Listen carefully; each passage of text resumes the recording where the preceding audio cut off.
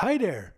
Profiling unit tests makes a lot of sense as it can help us focus on a specific code paths. In this short screencast, let's look at how we can profile our unit tests using Visual Studio or Writer. From the Test Explorer or from a test session in the ReSharper test runner in Visual Studio, we can use the toolbar to profile unit tests.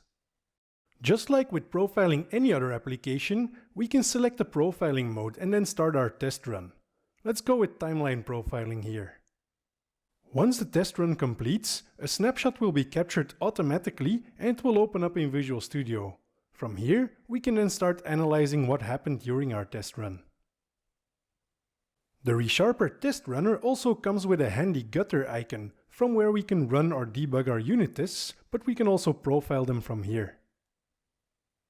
In Writer, our cross-platform .NET IDE, tests can be profiled in a similar way.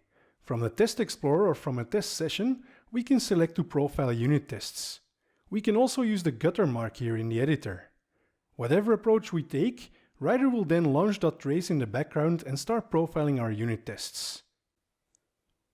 Once a test run completes, a snapshot will be captured automatically. We can then explore that snapshot from the Profiler tool window and look at method call timings, navigate to source and so on. Check our website for more information about .trace. Thanks for watching. Take care.